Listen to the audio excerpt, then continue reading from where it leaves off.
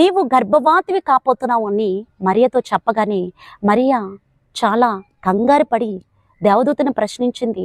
నిన్ను పురుషుని ఎరగని దాన్ని ఎలా ఇది సాధ్యమని. అప్పుడు గాబ్రియేలు దూత చెప్తా ఉంది, నువ్వు పరిశుద్ధాత్మ వలన గర్భాన్ని ధరిస్తావు అని. అక్కడ మరియ గారు భయపడ్డారు, ప్రశ్నించారు. చివరికి దూత చెప్పిన మాటలకి విధేయత చూపించి, నీ చిత్తము నా పట్ల జరిగించు తండ్రి అని దేవునికి లోబడి ఉన్నది. దేవుని బిడ్డలారా, ఇక్కడ కన్య మరియ గురించి ఇప్పటికి తరతరాలు మాట్లాడుకుంటున్నాం. ఎంతోమంది ఆమెని ధన్యురాలు అని పిలిచారు. ఇప్పటికి ఆవిడ ధన్యురాలుగానే ఉన్నది. ఎందుకో తెలుసా?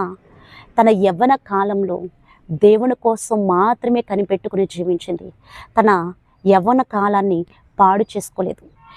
ఈ రోజుల్లో యవనస్తులు ఎలా ఉన్నారు అంటే రీల్స్తోనూ, డాన్సులతోనూ, అల్లరితో కూడిన ఆట పాటలతోనూ తల్లిదండ్రికి విధేయత చూపించుకోకుండా, దేవుని సన్నిధి కూడా విధేయత చూపించుకోకుండా ఇష్టం వచ్చినట్లుగా తిరుగుతూ ఉన్నారు. యవ్వన కాలంలో ఎంత ఎంజాయ్ చేయాలనుకుంటే అంత ఎంజాయ్ చేస్తూ ఉన్నారు. కానీ ఇది దేవుని వాక్యానికి వ్యతిరేకమైందన్నది కూడా ఆలోచించుకోకుండా చాలామంది జీవితాల్ని పాడు చేసుకుంటూ ఉన్నారు. దేవుని బిడ్డ, నీ యవ్వన కాలం దేవుని చేతికి అప్పగిస్తే ఆయన నిన్ను ధన్యురాలుగా నిలబెడతాడు. తరతరాలు నీ గురించి మాట్లాడుకునే స్థితిలో దేవుడు నిలబెడతాడు. అనేక మంది నిన్ను చూచి ధన్యురాలని పిలుస్తారు.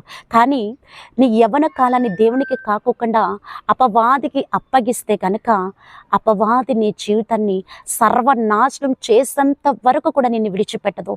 ఈ లోకాన్ని, ఈ లోకంలో ఉన్న వాటన్నిటిని కూడా ఎర్రవేస్తూ అయ్యో నా బ్రతికి ఎలా అయిపోయింది ఏంటని ఏడ్చే స్థితిలోకి తీసుకొస్తుంది.